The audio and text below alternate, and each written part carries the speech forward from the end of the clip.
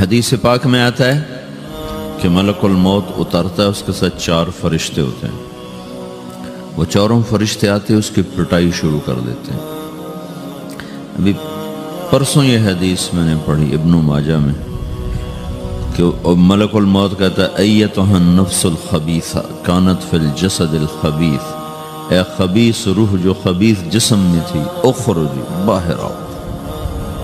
اب وہ واپس تو ہو نہیں سکتا، اپنے آپ کو روک تو سکتا نہیں، تو وہ حیران پریشان خوف زدہ، تو اس کے جواب میں اس کو ملک الموت کہتا ابشری ابشری بحمیم وغساق وآخر من شکلہ ازواج، تیار ہو جا خوفناک عذاب کے لیے اور کھولتے پانیوں کے لیے، کانٹے دار جھاڑیوں کے لیے اور بے شمار عذاب کی شکلوں کے لیے۔ تو اس کی روح کو جب کھینچتے ہیں تو رگ رگ سے وہ کٹ کٹ کے نکلتی ہے، تو سارا وجود زیر و زبر ہوتا ہے، سکرات کا درد ساری دنیا کے دردوں پر حاوی ہے۔ جب اس کی روح نکلتی ہے اور اس کو لے کر آسمان پر چلتے ہیں تو دروازے پر پہنچتے ہیں تو اندر سے فرشتے پوچھتے ہیں کون ہے؟ کہتے ہیں فلاں فلاں کا بیٹا ہے۔ کہا نفس خبیثہ فی الجسد الخبیث، یہ تو وہی بدماش ہے جو بدماش جسم میں تھا، یہ وہ بدبخت روح ہے جو بدبخت جسم میں تھی، اس کے لیے آسمان کے دروازے نہیں کھول سکتے، اسے واپس کر دیا جائے۔ تو آسمان کے دروازے لا تفتح لهم ابواب السماء ولا يدخلون الجنة حتى يلج الجمل في سم الخياط، کہ ان کے لیے آسمان کے دروازے نہیں کھلیں گے اور ان کے لیے جنت کے دروازے نہیں کھلیں گے، پھر یہ وہاں سے نیچے گرائے جاتے ہیں جو اللہ کا قید خانہ ہے سجین۔ وما ادراک ما سجین کتاب مرقوم، وہ تمہیں خبر نہیں کہ وہ کیا خوفناک قید خانہ ہے جو اللہ تعالیٰ نے بنایا ہے، اسے وہاں دھکیل دیا جاتا ہے۔ پھر قیامت تک اس کے لیے انتظار کی گھڑیاں ہیں اور عذاب کی شدت ہے۔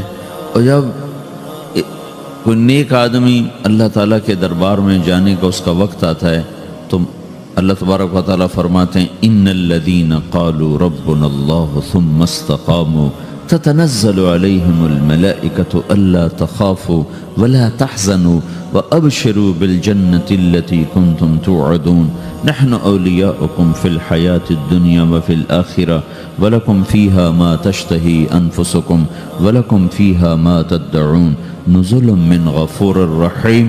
جب کوئی نیک مرد عورت کے جانے کا وقت آتا ہے تو اس کے لیے بھی فرشتے آتے ہیں اور آ کر اس کو خوشخبری دیتے ہیں اور آ کر اس کو تسلی دیتے ہیں کہ آپ غم نہ کریں، پیچھے والے بھی آپ کو مل جائیں گے، آپ خوف نہ کریں، آگے ساری منزلیں آپ کے لیے آسان ہیں، آپ کے لیے جنت بھی تیار ہے، رب بھی مہربان ہے۔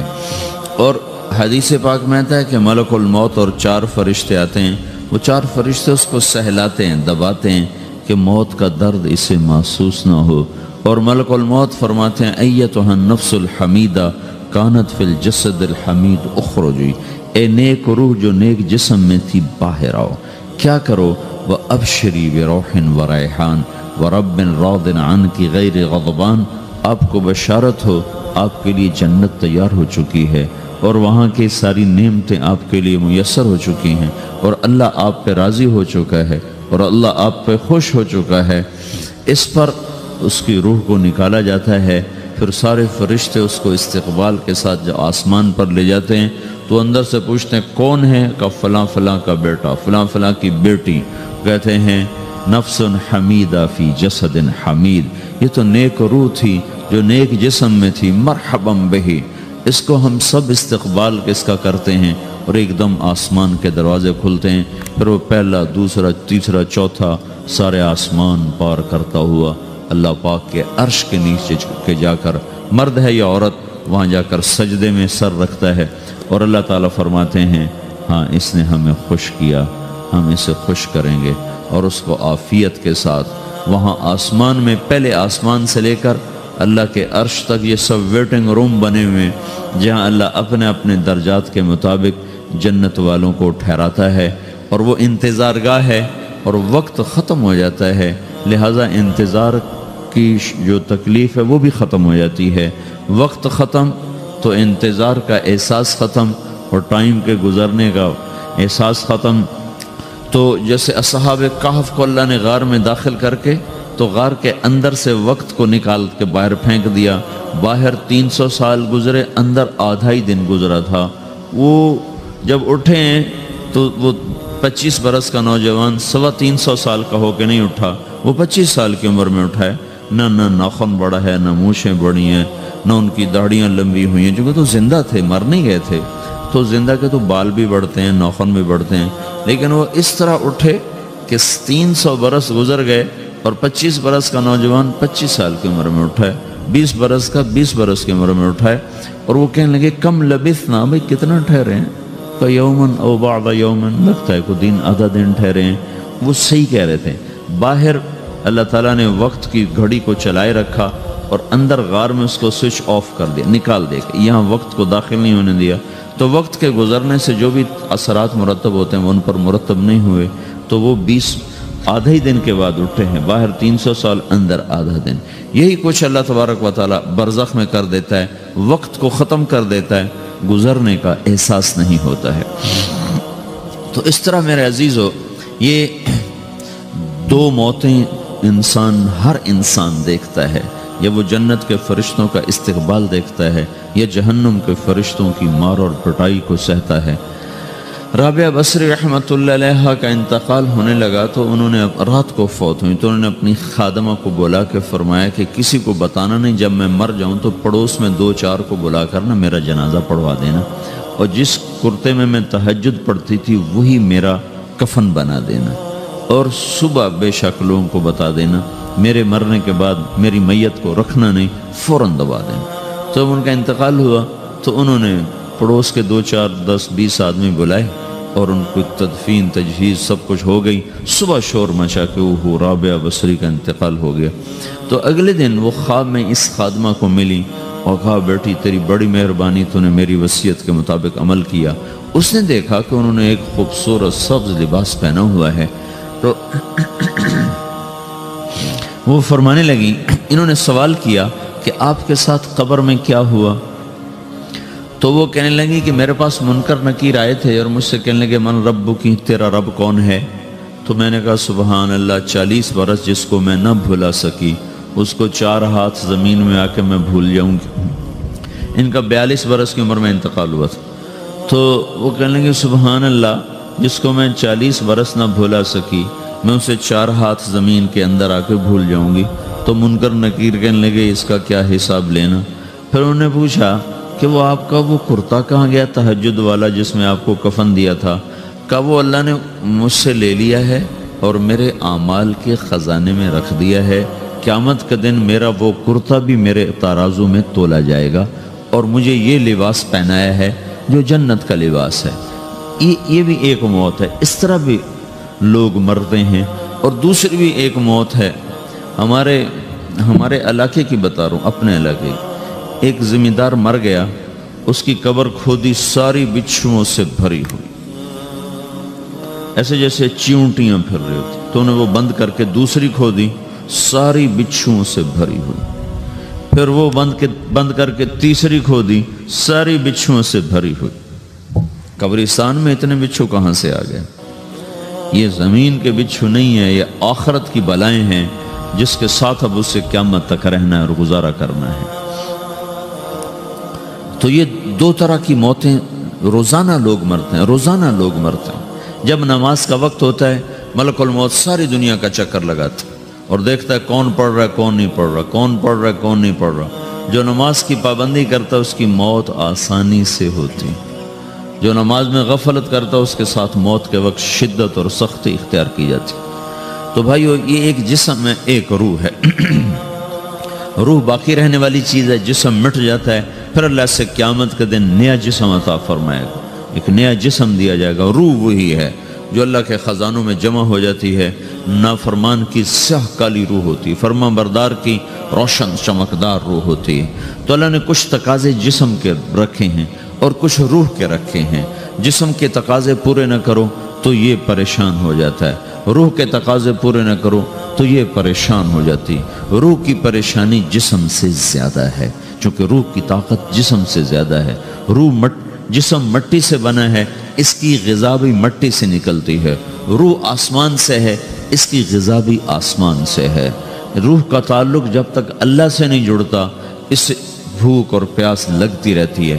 جسم کو جب تک روٹی اور پانی نہ ملے یہ تڑپتا اور پریشان رہتا ہے۔ جیسے اللہ تعالیٰ نے ہمارے جسم میں روٹی اور پانی کی طلب کو بے ساختہ رکھ دیا ہے۔ میں بیان کے دوران بھی پانی پی رہا ہوں، آپ دیکھ رہے ہیں کہ میرا حلق سوکھ جاتا ہے، مجھے طلب محسوس ہوتی ہے، پانی، حلق سوکھتا ہے پانی کی طرف بھاگتے ہیں، بھوک لگتی ہم روٹی کی طرف بھاگتے ہیں۔ یہ ایک ایسا اندر میں آٹومیٹک سسٹم ہے کہ ہم اس کو آف نہیں کر سکتے۔ یہ سوتے سوتے بھی بھوک کی وجہ سے آنکھ کھل جاتی، سوتے سوتے پیاس کی وجہ سے آنکھ کھل جاتی ہے۔ یہ ایسا خود اللہ تعالیٰ نے ساختہ نظام بنایا ہے کہ آپ اپنے جسم میں روٹی اور پانی کی طلب کو نہیں نکال سکتے۔ میرے عزیزو، ٹھیک اسی طرح اللہ نے انسانی روح میں اپنی طلب رکھ دی ہے اور اپنے رسول کی طلب رکھ دی ہے۔ یہ دو طلب ایسی ہیں کہ یہ آپ کے جسم روح سے نکل نہیں سکتی۔ جیسے بھوکا روٹی نہ کھا لے، پیاسا پانی نہ پی لے، اسے چین نہیں آ سکتا۔ وہ روح جو اللہ اور اس کے رسول سے نہ آشنا ہے، جب تک وہ وہاں تک پہنچ نہیں جاتی اسے چین نہیں آ سکتا، اس کا اندر پریشان رہے گا۔ 1997 میں جب جنید جمشید سے میری پہلی ملاقات ہوئی تو اس نے مجھ سے یہ سوال کیا کہ مولوی صاحب، ایک پاکستانی نوجوان جس گلیمر کو خوابوں میں دیکھتا ہے وہ گلیمر تو مجھے زندگی میں ویسے ہی حاصل ہے، میرے چاروں طرف زندگی کا رقص ہے اور میری زندگی کی ہر خواہش، ہر السلام علیکم، ویلکم بیک ٹو مسلم سیرہ۔ ایسے ہی بیانات سننے کے لیے ہمارے چینل کو سبسکرائب کریں اور بیل آئیکن کو ضرور دبائیں۔ شکریہ۔ تمنا پوری ہے، اس کے باوجود میرے اندر اندھیرا ہے، میرے اندر خلا ہے۔ مجھے لگتا ہے میں وہ کشتی ہوں جس کا کوئی ساحل نہیں، جس کی کوئی سمت نہیں، جس کا کوئی گھاٹ نہیں۔ یہ کیوں ہے؟ میرے ساتھ تو ایسا نہیں ہونا چاہیے۔ ایک عام لڑکا تو کہتا ہے ہائے کاش یہ ہوتا، اس کو وہ نہیں ہو رہا تو پھر وہ پریشان ہے، ہائے یہ ہوتا، ہائے وہ ہوتا۔ تو میں تو ہائے نہیں کرتا ہوں، میری تو ہر لذت اور خواہش میرے سامنے تشتری میں سجا کے پیش کی جا رہی۔ میں کیوں ایسا کر رہا ہوں؟ میں ہائے ہائے کیوں کر رہا ہوں؟ میرا اندر ویران کیوں ہے؟ میرے اندر میں خلا کیوں ہے؟ یہ وہی خلا ہے کہ وہ روح کی پیاس کو شراب میں بجھانا چاہتا ہے، وہ روح کی پیاس کو لڑکی میں بجھانا چاہتا ہے، وہ روح کی پیاس کو موسیقی سے بجھانا چاہتا ہے، وہ روح کی پیاس کو دنیا کی رعنائیوں میں 5 سٹار ہوٹلوں سے بجھانا چاہتا ہے۔ روح کیا جانے روٹی کیا ہے، شراب کیا ہے، پانی کیا ہے، عورت کیا ہے، موسیقی کیا ہے، گھنگرو کیا ہے، پائل کیا ہے، چھنکار کیا ہے۔ روح کو ان چیزوں کی کیا خبر؟ امریکہ میں ہماری ایک جماعت تھی تو 4 لڑکیاں 2 لڑکے مسلمان ہوئے۔ تو ایک لڑکے کا نام رکھا تھا ابراہیم، اور اس کو جب پڑھایا نا کلمہ، انہوں نے کہا ہائے، انہوں نے کہا ہائے، اور دونوں ہاتھ یہاں رکھے سینے پر، دل پر، کہا ہائے۔ تو ہمارے ساتھی ہیں ڈاکٹر اختر، وہ کہنے لگا کیا ہوا کیا ہوا؟ کہنے لگا جب سے ہوش سنبھالا یہ جگہ خالی تھی، یہ تیرے کلمہ پڑھانے پر بھر گئی ہے کہ میری خوشی سے ہائے نکل گئی۔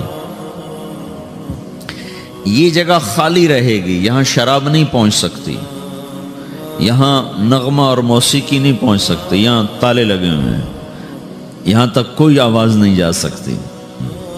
دل کے تاروں پر ایک ہی نغمہ چڑھ سکتا ہے اور وہ اللہ کی یاد کا ہے اور اللہ کی محبت کا ہے اور اللہ کے رسول کی محبت کا ہے۔ باقی کوئی مضراب ایسا نہیں جو ان تاروں کو چھیڑ سکے، باقی کوئی چیز، آواز ایسی نہیں جو دل کی دنیا پر جا کر دستک دے سکے۔ یہاں بند دروازے ہیں، یہاں صرف اللہ پہنچے گا، اللہ کے رسول کا تعلق پہنچے گا، باقی کوئی چیز یہاں نہیں جا سکتی۔ تو چونکہ آج ہمارا علم غلط ہو گیا، پنکھا بند کرو، ہمارا علم غلط ہو گیا ہے، تو ہم نے ان دنیا کی چیزوں کو سب کچھ سمجھ کر اس کی دوڑ لگانا شروع کر دی ہے۔ تو روح آسمان سے ہے، اس کا تعلق اللہ سے بناؤ بھائیو۔ اللہ کا تعلق پائے بغیر نہ کوئی مرد مکمل ہے نہ کوئی عورت مکمل ہے، اور چونکہ براہ راست اللہ کو کوئی پا نہیں سکتا، چونکہ وہ ہمارے سامنے نہیں، اس کے اور ہمارے درمیان لاکھوں کروڑوں پردے حائل ہیں، تو اللہ اپنے بندوں میں سے ایک کو منتخب کر کے اپنا رسول بناتا ہے، اس پر اپنا آپ کھول دیتا ہے، پھر اسے کہتا ہے جا لوگوں کو بتا کہ یہ زندگی اللہ کو پسند ہے۔ وہ اللہ کا جو رسول ہے وہ بندوں اور رب کے درمیان واسطہ بن جاتا ہے۔ اللہ نے ہمیں حضرت محمد صلی اللہ تعالی علیہ وسلم جیسا رسول دے دیا۔ اللہ تعالیٰ نے اپنا آپ کسی کو نہیں دکھایا۔ موسیٰ علیہ السلام پہ ایک تجلی پڑی، ان کو 40 دن ہوش نہیں آیا، 40 دن اللہ سے ضد کرنے لگے، رب ارنی انظر الیک، اللہ میں تجھے دیکھنا چاہتا ہوں۔ اللہ تعالیٰ نے کہا موسیٰ یہ ہو نہیں سکتا۔ موسیٰ علیہ السلام اللہ کے نبی نے فرمایا لاڈلے نبی تھے، اللہ پاک سے ضد کر لیا کرتے تھے۔ پھر کہنے لگے نہیں یا اللہ میں نے ایک دفعہ تو ضرور دیکھنا ہے۔ تو اللہ تعالیٰ نے کہا اچھا تم ایسا کرو، میں طور پہ تجلی ڈالوں گا، فَإِنِ اسْتَقَرَّ مَكَانَهُ فَسَوْفَ تَرَانِي، تو میں تجلی ڈالتا ہوں طور پر، اگر طور کھڑا رہا تو تو بھی دیکھ لے گا۔ تو اب اللہ خود سامنے نہیں آیا، صرف ایک تجلی اللہ کے عرشوں کے اوپر سے آنا شروع ہوئی ہے، بیچ میں آپ فاصلہ گنے، اور پھر وہ آ کر فَلَمَّا تَجَلَّى رَبُّهُ لِلْجَبَلِ، پھر وہ جبل پر پہاڑ پر آئی ہے، جَعَلَهُ دَكَّا، وہ پہاڑ ریزہ ریزہ ہو کر ہواؤں میں بکھر گیا، وَخَرَّ مُوسَى صَعِقًا، اور موسیٰ علیہ السلام بے ہوش ہو کے گئے۔ اور جب ہوش آیا فلما افاقا، ہوش آتے کہنے لگے سبحانک، یا اللہ تو پاک بے عیب، میں تیرے بارگاہ میں توبہ کرتا ہوں، میں واقعی نہیں دیکھ سکتا ہوں۔ ہاں کلام کا شرف ملا ہے، زیارت نہیں ہوئی۔ اللہ تعالیٰ نے حضرت محمد صلی اللہ تعالی وسلم کو مکہ سے اٹھایا اور بیت المقدس تک پہنچایا سواری پر، کہ دنیا اسباب کی ہے، یہاں سبب اختیار کیا، سواری کے پر بٹھا کر وہاں پہنچایا، اور اس کے بعد جب اوپر بلایا ہے تو پھر براق کی ضرورت نہیں پڑی، اوپر قدرت کا جہان ہے، اوپر اپنی قدرت سے بلایا ہے۔ یہ بیچ میں دیکھو نا کتنا بڑا، آپ اگر ہوا سے اوپر چلے جاؤ، یہ 500 میل ہوا کا غلاف ہے، اس سے اگر اوپر چلے جائیں گے نا تو آپ خود بم بن کے پھٹ جائیں گے ایک دھماکے کے ساتھ، چونکہ ہر انسان کے اوپر ہوا کا ایک پریشر ہے، کوئی 280 من کے قریب ہر انسان کے اوپر ہوا کا پریشر ہے۔ اس پریشر کو توڑنے کے لیے میرے اندر خود ایک پریشر بنا ہوا ہے جو اس کو توڑ رہا ہے۔ جب یہ ہوا کا پریشر میرے اوپر سے ریلیز ہو جاتا ہے تو میرا اندر کا اپنا پریشر بم کی طرح پھٹے گا اور مجھے پرزے کر دے گا۔ اس لیے وہ خلائی لباس بنایا جاتا ہے جس میں وہ مصنوعی پریشر دیا جاتا ہے تاکہ اوپر جا کر یہ پھٹ نہ جائیں۔ ہمارے نبی جس کرتے اور تہمد میں تھے اسی کرتے اور تہمد سے بیت المقدس سے چلے ہیں، اور ہوا کو نہیں پار کیا، 7 آسمان ہی پار کر لی۔ اور پہلے آسمان پر حضرت آدم علیہ السلام نے استقبال کیا ہے، اور دوسرے آسمان پر حضرت عیسیٰ علیہ السلام، زکریا علیہ السلام، یحییٰ علیہ السلام نے استقبال کیا ہے۔ تیسرے آسمان پر حضرت یوسف علیہ السلام نے استقبال کیا ہے۔ چوتھے پر حضرت ادریس علیہ السلام نے استقبال کیا ہے۔ 5ویں پر ہارون علیہ السلام نے استقبال کیا، اور 6 پر موسیٰ علیہ السلام نے استقبال کیا، اور 7ویں آسمان پر ایک بیت اللہ دیکھا ہے جس کا طواف ہو رہا ہے۔ استقبال کو کوئی موجود نہیں، ایک بڑے میاں ایسے ٹیک لگا کے بیت اللہ کی یوں ٹیک لگا کے بیٹھے ہیں، گوٹھ مار کے، دونوں ہاتھوں کے ایسے گوٹھ مار کے بیٹھے ہیں، ان کی سفید داڑھی ہے، وہ نہیں اٹھے ہیں۔ باقی تو نبی بھی سامنے کھڑے ہوتے تھے استقبال کو، لیکن یہ بزرگ نہیں اٹھے ہیں۔